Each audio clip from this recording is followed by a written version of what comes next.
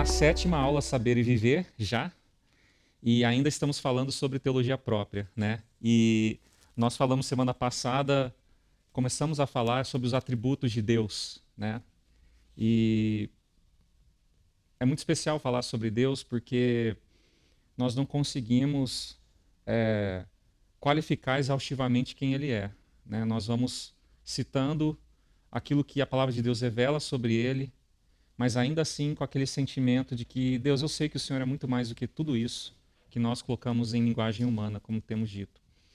E o último atributo que nós falamos foi sobre o amor de Deus, né? E, por exemplo, João 3,16, que é um versículo bem conhecido de todos nós, fala do grande amor de Deus, que ele interferiu diretamente no mundo, vindo como pessoa, através do Filho, e isso mostra um Deus diferentemente de todos os outros deuses que povos vizinhos adoravam. Não existia um Deus que veio em pessoa, que se comprometer desse jeito. Em qualquer religião do mundo, nunca houve a ideia de um Deus vindo no mesmo nível que o homem, se fazendo como homem, assumindo as dores de um homem, ainda morrendo pelo homem. Isso aí é uma ideia absurda. Parece um Deus assim, muito vulnerável, muito fraco até. Mas essa é a figura de Jesus, a figura de alguém frágil, né, que de repente precisa do peito de Maria para viver. Imagina Deus precisando ser amamentado, senão ele morre. Perceba o quanto Deus se esvaziou, né, segundo Paulo fala em Filipenses, para se manifestar assim. Então esse é o amor de Deus, que não tem medidas, não tem limites, o amor de Deus por nós.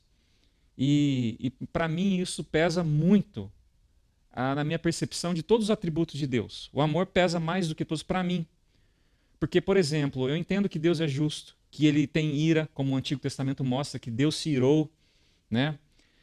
Deus ele preza pelo seu caráter santo, ele tem um zelo, mas tudo isso dentro da experiência do amor, que Deus ama. Então, o que é muito bom vocês terem na sua consciência é o seguinte: claro que Deus exerce justiça nesse mundo. Ele precisa exercer. Mas ele exerce como? Com amor. Baseado em que você fala isso, pastor? Baseado na maior expressão de Deus nesse mundo, que é Cristo Jesus. Que é uma manifestação do amor de Deus, porque ele muito amou o mundo, deu o seu Filho por nós. Então, nós nunca podemos desassociar ou isolar os atributos de Deus e olhar para eles individualmente. A gente tem que ver Deus como ele é, na coleção de todos os atributos. E mesmo se você pegasse todos os atributos e colocassem junto e fosse assim, acho que agora eu consegui mais ou menos esgotar Deus. Não. Deus é inesgotável, tá? E quando nós falamos que Deus é onipresente, né? Salmo 139, vamos ler algumas passagens essa manhã. Salmo 139, que é outro salmo extraordinário que fala sobre quem Deus é, todo esse salmo. Mas nós vamos nos conter apenas alguns versículos, né? O Salmo 139, versículo 7, então. Para onde poderia eu escapar do teu espírito? Para onde poderia fugir da tua presença? Se eu subir aos céus, lá estás. Se eu fizer a minha cama na sepultura, também lá estás. Se eu subir com as asas da alvorada e morar na extremidade do mar, mesmo ali a tua mão direita me guiará e me susterá. Mesmo que eu diga que as trevas me encobrirão e que a luz se tornará noite ao meu redor, verei que nem as trevas são escuras para ti. A noite brilhará como o dia, pois para ti as trevas são luz. Não existe espaço onde Deus não esteja, porque ele mesmo criou os espaços. Não existe tempo onde Deus não esteja, porque ele mesmo criou o tempo. Tá? Então, a ideia da onipresença é que Deus está presente em todos os lugares. Tá bom? Ele está onipresente. E não tem como ele não estar. Deus está, inclusive, no inferno. Ele não se manifesta no inferno na proporção de graça e bondade que ele manifesta em outros ambientes. Mas Deus é soberano e presente e controla, inclusive o inferno. Por quê? Porque nada existe sem Deus. Nada. Nem mesmo Satanás. Não significando com isso que Deus é conivente com o que Satanás faz, ou que ele concordou. Não. Mas lembre que Satanás ele é um anjo caído e Deus quem criou todos os anjos. Tá bom? Então nada existe sem Deus. Nós falamos também que Deus é onisciente, pensando nos atributos dele, Isaías, profeta Isaías capítulo 40, tá? Versículo 12. Quem mediu as águas na concha da mão, ou com o palmo definiu os limites dos céus? Quem jamais calculou o peso da terra, ou pesou os montes na balança e as colinas nos seus pratos? Quem definiu limites para o Espírito do Senhor, ou o instituiu como seu conselheiro? A quem o Senhor consultou que pudesse esclarecê-lo, e quem lhe ensinasse a julgar com justiça? Quem lhe ensinou o conhecimento ou lhe apontou o caminho da sabedoria? Ele vai dizer, eu vou ler só mais alguns, você pode ler todo esse capítulo, na verdade, porque o profeta aqui ele vai fazer uma série de perguntas retóricas para a qual só existe uma resposta, né? Deus. Mas ele vai dizer, por exemplo, no versículo 15, na verdade as nações são como a gota que sobra do balde para ele, são como o pó que resta na balança. Olha só, as nações, né, e hoje eu estava falando inclusive com o Gustavo, né, falando sobre as nações e esse conflito que está acontecendo na Palestina.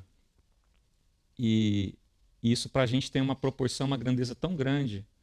Mas Deus ele é tão extraordinário, tão tremendo, que isso é como seria o pó que restou da balança. Qual é o peso do pó que restou na balança? Qual a diferença que faz uma gota que cai do balde na hora de lavar a garagem? Tu perdeu uma gota lá, não vai dar certo. Não faz a menor diferença. Aqui não é que Deus não se importa ou que é insignificante em termos de valor, mas em termos de tamanho. Deus ele é tão absolutamente, infinitamente tremendo e grande que tudo para ele é como se fosse pó e gota. Tá? Então, nós temos que abrir o nosso coração na adoração, na admiração, na contemplação de um Deus assim. Nosso Deus é muito grande, gente. E é esse Deus que nós nos direcionamos quando enfrentamos dificuldade na vida. Certo? É esse Deus que nós estamos. Ele já está presente. Ele sabe todas as coisas, que é o significado de onisciente. Ele tem a ciência de todas as coisas. Aliás, não existe saber sem Deus. Nós sabemos porque Ele sabe. O que nós podemos saber é porque Ele permitiu que soubéssemos e nos deu a capacidade de.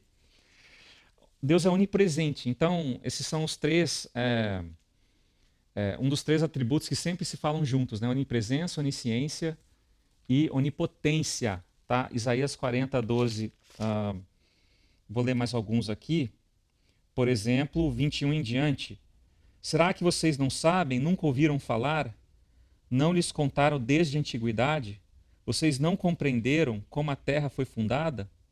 Ele se assenta no seu trono, acima da cúpula da terra, cujos habitantes são pequenos como gafanhotos.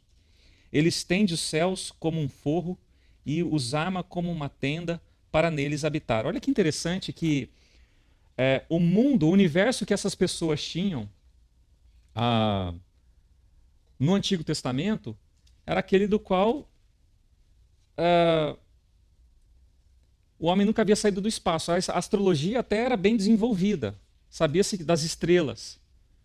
Mas não existia telescópio, não existia todos esses aparatos que nós temos, não existia, longe até de existir, a tecnologia que desse a possibilidade do homem sair do planeta Terra.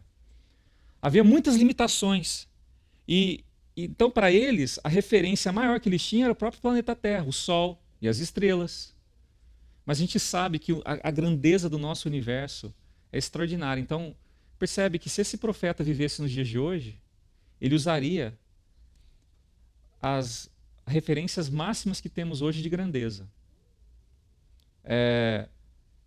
Se você viajar 1000 anos na velocidade da luz, né? 1000 anos-luz, numa direção contínua. 1000, hein? A velocidade da luz é 300 quilômetros por segundo, é isso? 300 mil quilômetros por segundo, é isso? Alguma coisa assim. É uma velocidade absurda. É a velocidade de você ligar o interruptor da sua casa e você ter luz. Essa é a velocidade. É uma velocidade absurda. Você vai continuar viajando, viajando, viajando, e você não pode dizer que caminhou nem 1% do que o universo representa. Você caminhou uma fatia do nada. Porque ele é infinito. Como é que é isso? Como assim, pastor? O universo, ele, na verdade, representa quem Deus é. O universo é isso.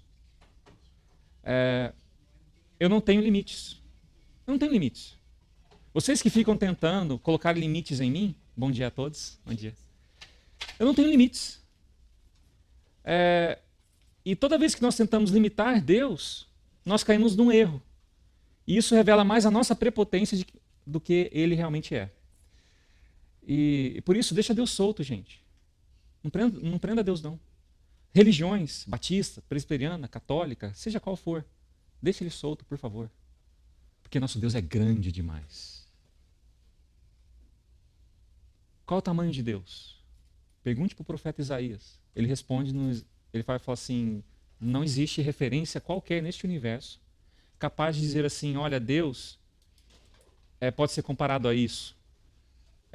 E até injusto falar ele é maior do que isso. Não existe nada que eu possa dizer que ele é maior do que aquilo, porque tudo que existe é como pó de terra para ele. Então, assim, nós estamos lidando com um Deus onipresente, onisciente, onipotente, gente. E isso deve nos servir de consolo, de segurança, de identidade. Tá certo? Vamos lá. Deus é transcendental e imanente. Ainda em Isaías, por exemplo, nós vamos perceber, quando a gente fala que Deus é transcendental, ele está para além daquilo que é objetificado, daquilo que é palpável, daquilo que é terreno. Ele está para além. Mas não significando com isso de que ele não se envolve diretamente. Isso é o significado de imanente.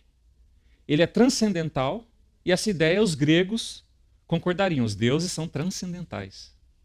Mas que ele é imanente, aí a gente já tem uma questão diferente em Deus. Deus ele se envolve diretamente na sua obra redentora, na criação, ele está presente. Ele está junto com o homem.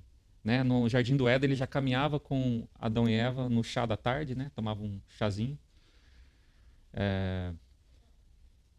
Mas ele continua assim na história. Ele apareceu para Abraão e ele afirmou uma aliança. Então, assim, Deus ele é um Deus imanente.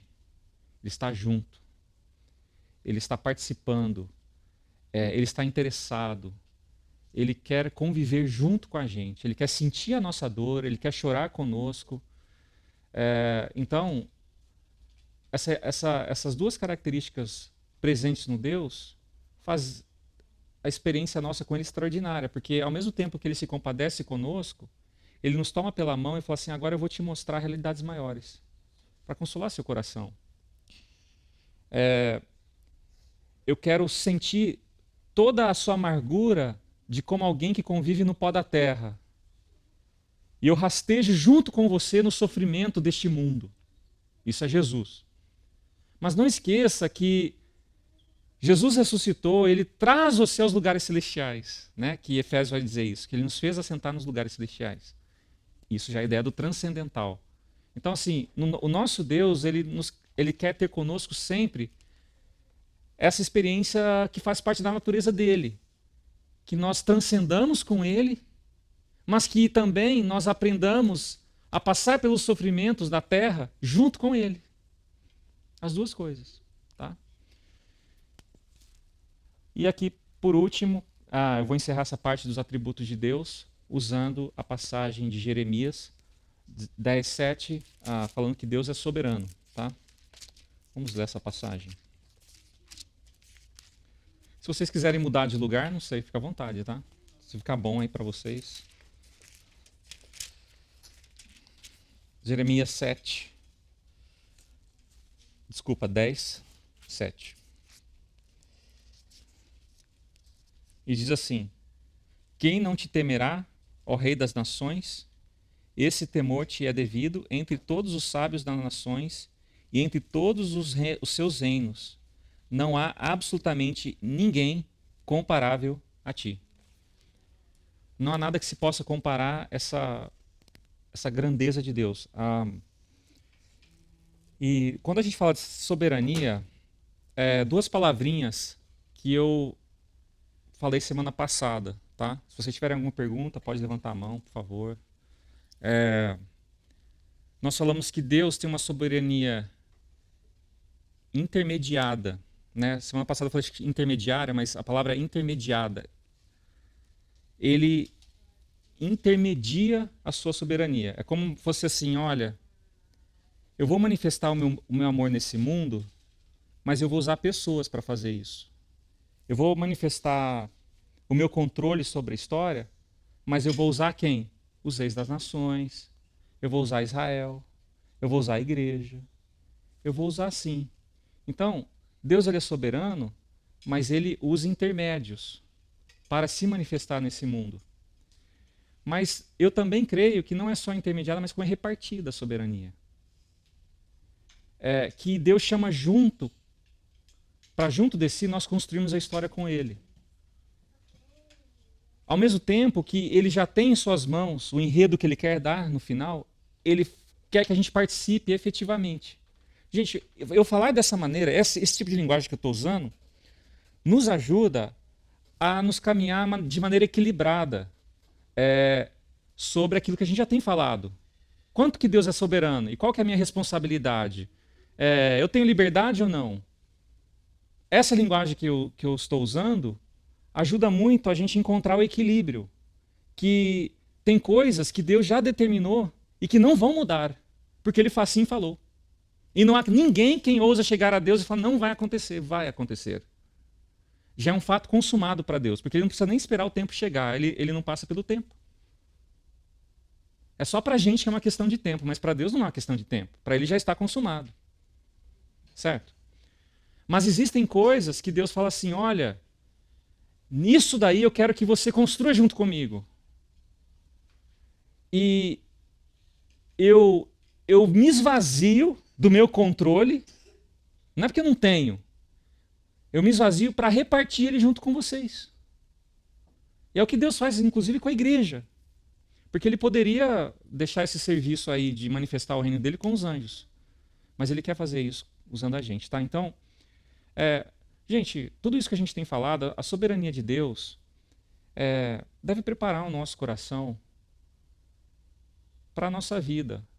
Nós muitas vezes tentamos julgar Deus, esquadrinhar Deus, olhando de uma maneira muito imediata para o nosso pequeno mundo. E porque algumas coisas não fazem sentido, a gente chega para Deus e pergunta. Mas percebe, gente, todas as pessoas que passaram por sofrimento, inclusive Jó, por exemplo, Deus ele chamou para dar uma volta. Parece que Deus faz isso, né? As pessoas estão passando por sofrimento, fala assim, vamos dar uma volta. Por quê? Para você ver que o mundo que Deus tem em suas mãos é tão maior do que aquele mundo tão imediato que você está vivendo. Né? Então, a soberania de Deus nos faz esse apelo, tá bom? Alguém tem alguma pergunta? Alguma reflexão? Não? Eu vou pôr mais um outro slide aqui, então, que a gente vai falar um pouquinho sobre a Trindade, tá? Antes disso, eu quero ler essas expressões aqui feitas por C.S. Lewis. Como conhecer a Deus? É como a luz do sol que, embora não tenha favoritos, não pode refletir-se num espelho coberto de pó com a mesma luminosidade com que se reflete no espelho limpo. Tudo que nós vemos de Deus, é porque está refletido em alguma coisa que ele está brilhando. Porque se ele brilhasse diretamente, nós não conseguiríamos resistir. Então Deus usa a Bíblia, Deus usa Jesus e Deus usa o povo de Deus, a igreja. E é dessa maneira que nós conhecemos Deus. Tá? Alguns são mais cobertos de pó do que outros. Outros são límpidos e transparentes como Jesus. Mas é assim. Então, conhecer generosidade, conhecer gente, conhecer vida, conhecer bondade, conhecer amor nos outros, conhecer solidariedade, conhecer comunidade, é conhecer Deus também. Certo? É por isso que a igreja ela precisa estar envolvida socialmente. Ela não precisa assumir partido, não é isso que eu estou falando, mas ela precisa estar engajada socialmente. Por quê? Porque, veja, gente, tá vendo como abriu o leque do que é evangelismo? Às vezes a gente se prende muito ao evangelismo como o conteúdo da mensagem da cruz, o que é de essência e importância. Mas a expressão do evangelho é vida, gente. Então, por exemplo, às vezes você pode estar pregando para alguém o evangelho, mas junto a isso, recriminando o seu filho, sufocando o seu filho na relação, fazendo o seu filho engolir os seus sentimentos. Você está numa grande contradição, porque o evangelho é vida, mas o seu filho não está experimentando vida. Mas a sua mensagem tem a ver com vida. Logo, você está em contradição. Entende isso? Mas, por outro lado, se eu apenas querer fazer boas obras, viver uma vida solidária, sem necessariamente fazer a ponte para Cristo, eu também posso deixar as pessoas um pouco confusas. Tá? Beleza. Outra coisa, a quem Deus se revela, a verdade é que ele se revela muito mais sobre si mesmo a determinadas pessoas do que a outras. Não porque tenha os seus favoritos, mas porque lhe é impossível mostrar-se alguém cuja mente e caráter lhe sejam inteiramente adversos. Tá? Beleza. Deixa eu colocar aqui a Trindade. Enquanto eu coloco aqui, gente, uma pergunta para vocês aí. Será que existe alguma analogia nesse universo que nós podemos usar para explicar a Trindade? Tá? Existe alguma referência, algum símbolo, alguma coisa que nós podemos dizer, olha, isso se parece com a Trindade.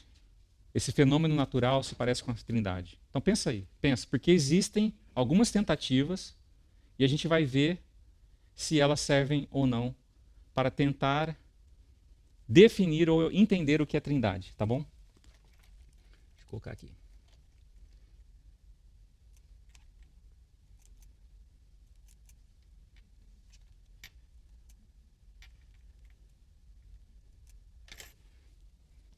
Alguém pensou em alguma coisa? A água. Isso, 3 estados da água. Isso aí é uma que eles falam, né? Quando a gente está falando de Trindade, então só para vocês se situarem aqui. A Trindade é um mistério.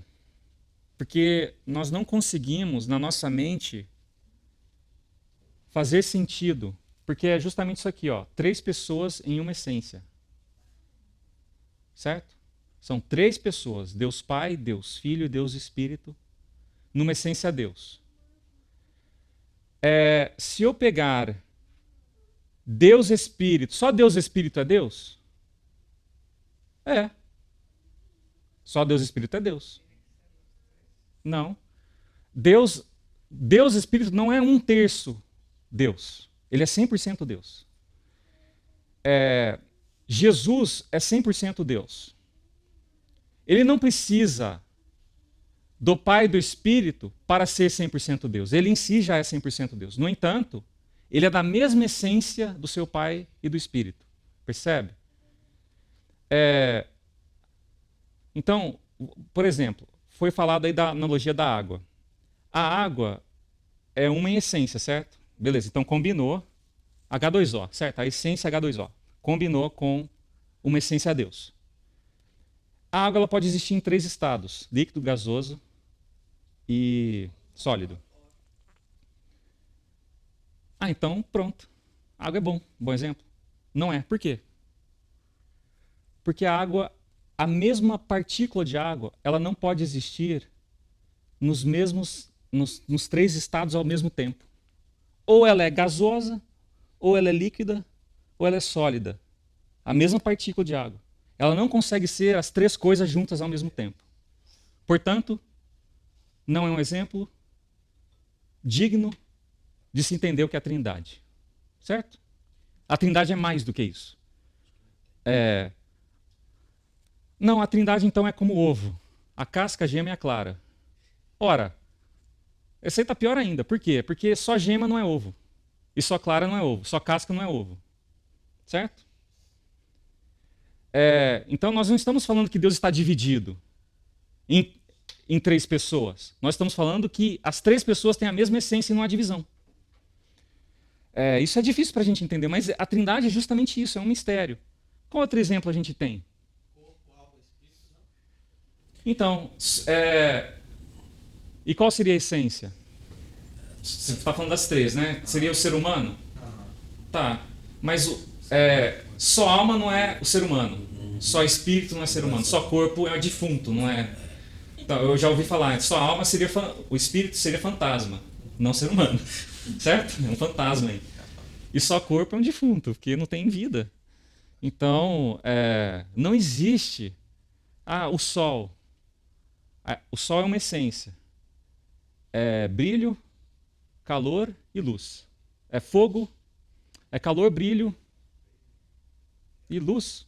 Brilho seria luz também, né? Enfim. Mas o sol não é só brilho. O sol não é só calor. O sol é tudo. Então, me explica mais, então. Certo. Então, energia. Certo, energia. Pois é, o sol não seria só uma energia. Eu acho que para definir a Trindade, eu acho que é a fé. Não tem como. Cada um pessoalmente, eu acho que individualmente é pela fé. É. Né? Sem a fé você não vai conseguir. E se for se preocupar em definir, você vai deixar de crer em Deus. Exato. Então a Porque fé não tem como definir. não tem como você definir. É como você entender que é pela minha fé, pela sua fé, que nós acreditamos na Trindade, sem questionar. Porque não existe questionamento para quem é Deus. Isso. Né? Então vamos para algumas bases bíblicas aqui.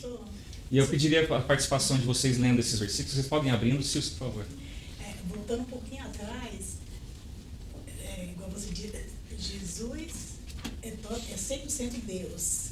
E por que Deus fala que quando Cristo voltar, meu filho vai saber? Jesus fala isso, né? Que não compete nem ao filho saber quando será a questão dos fins dos tempos, né? Foi Jesus falando aos seus discípulos, porque eles perguntaram, quando procederão essas coisas? Jesus, ele tinha manifestado, profetizado sobre muitos sinais dos últimos tempos, né? Então, esse é o contexto. Lembra que Jesus, ele escolheu se esvaziar? E aqui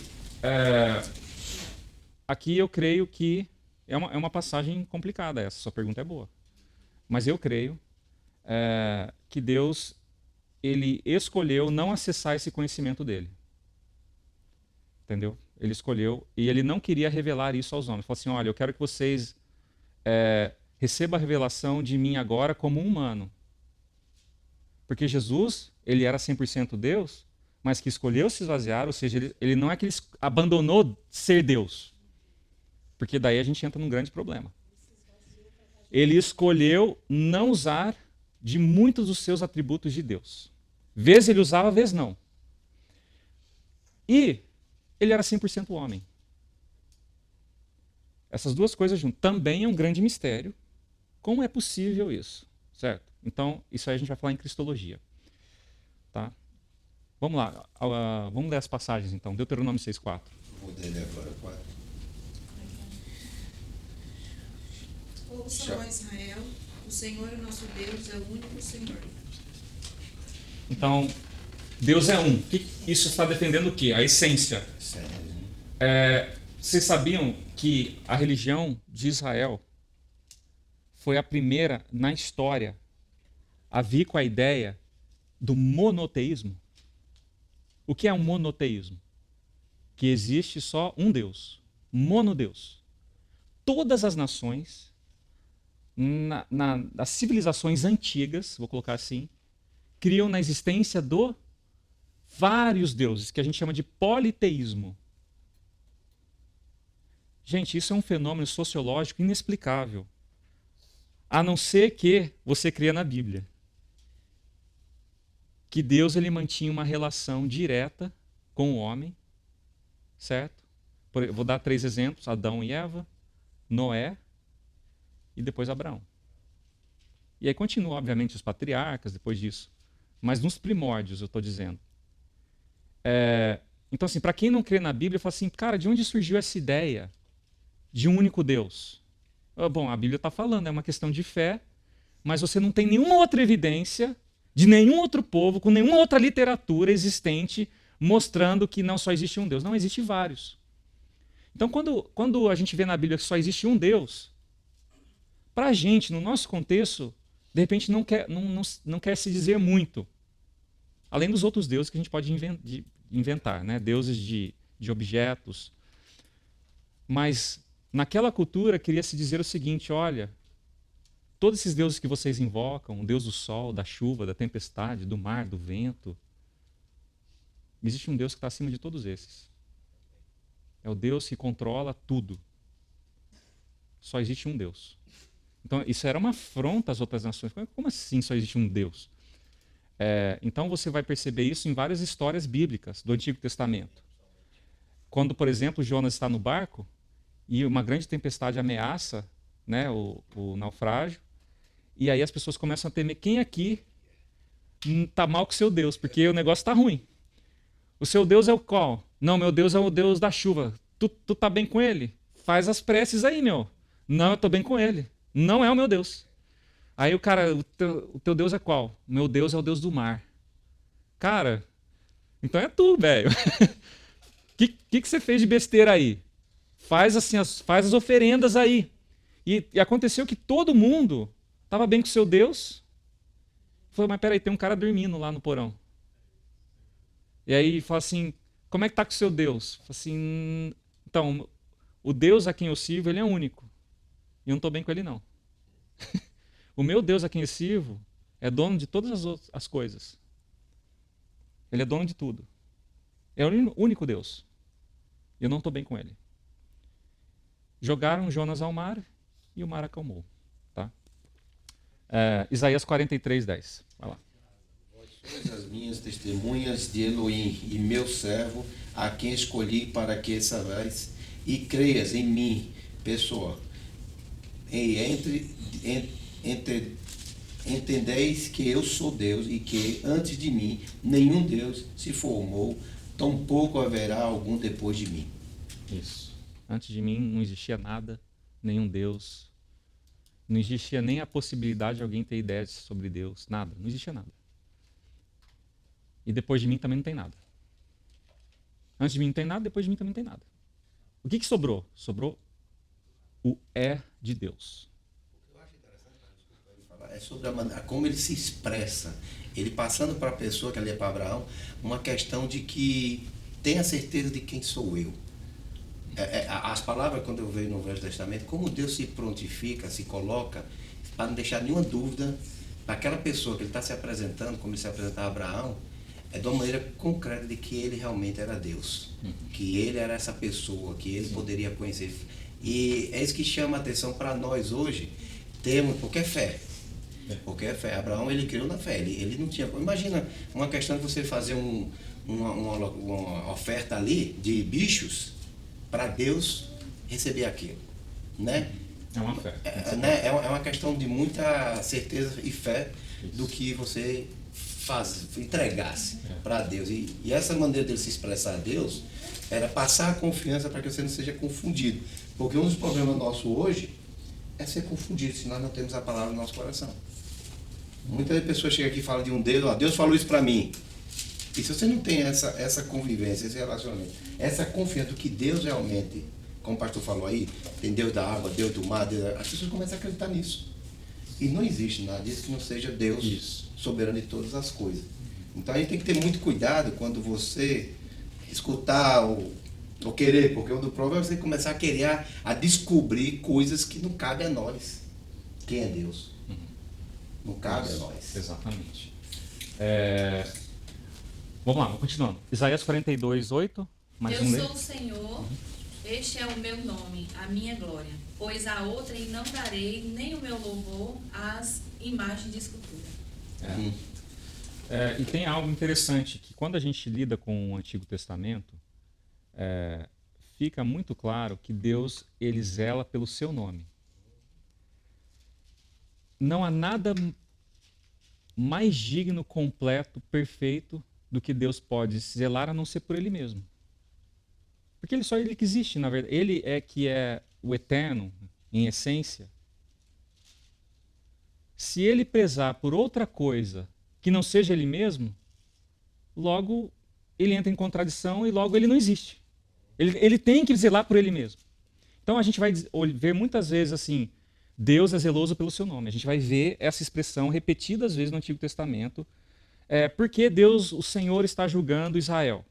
Porque Deus, a sua mão está pesando, trazendo condenação àqueles que vivem em infidelidade ao Senhor. Porque eu sou zeloso pelo meu nome.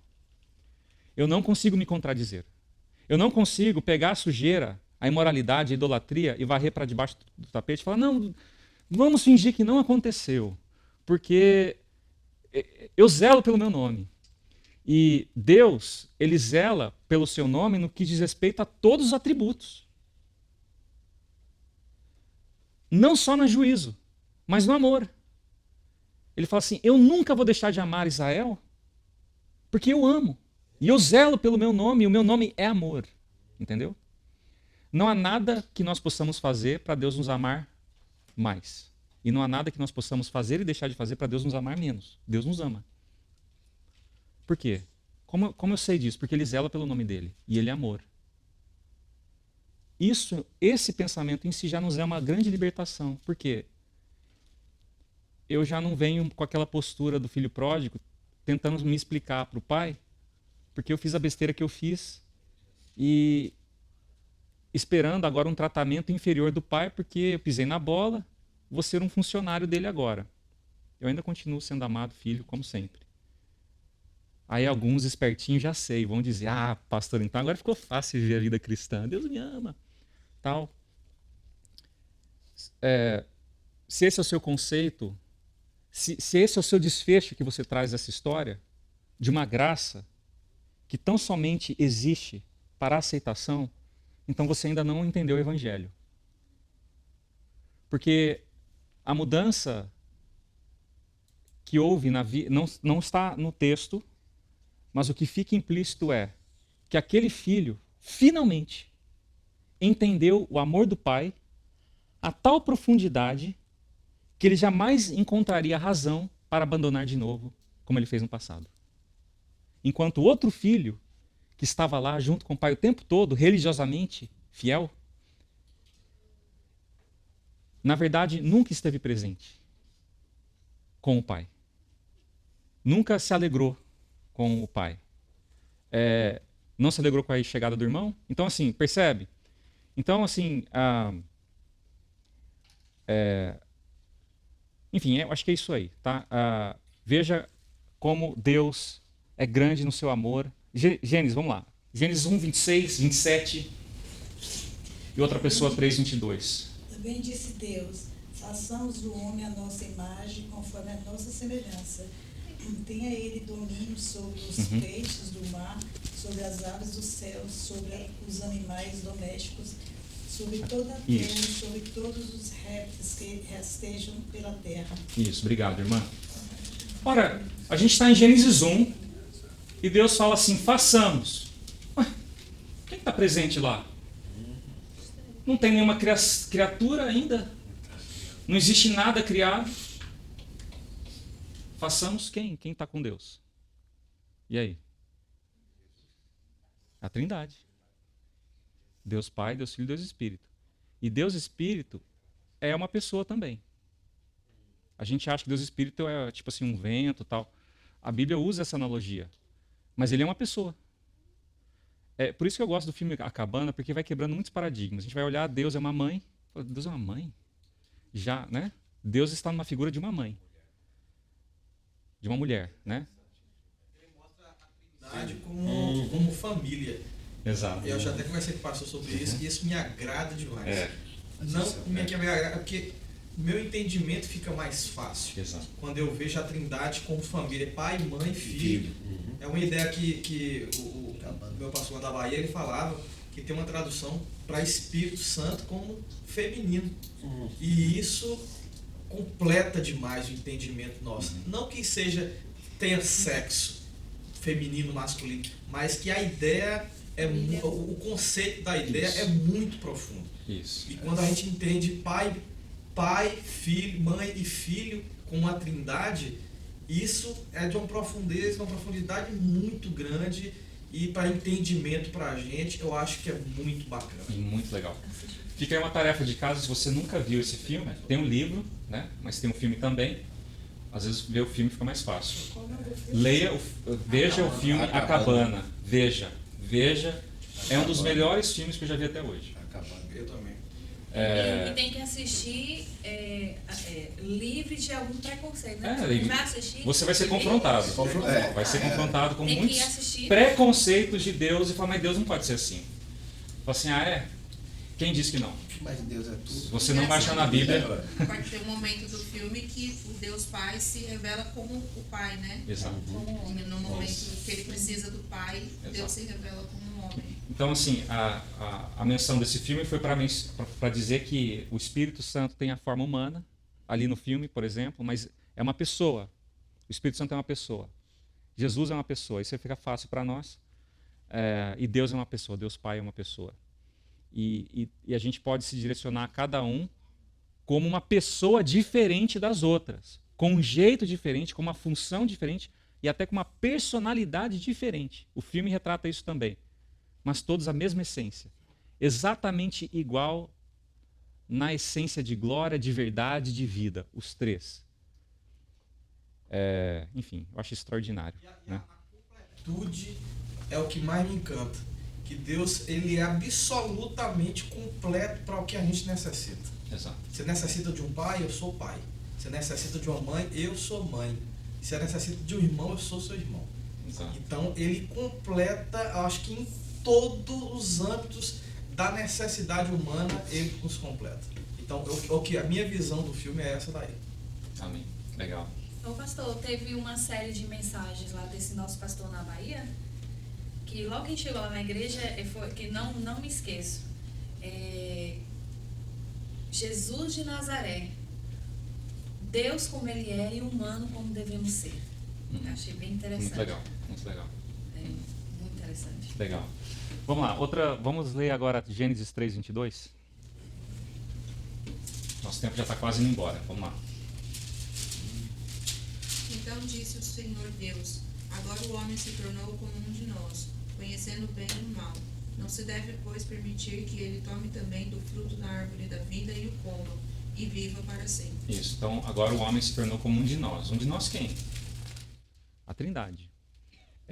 E eu queria dizer isso aqui para nós, que a Trindade é a expressão da vida, da harmonia, da beleza.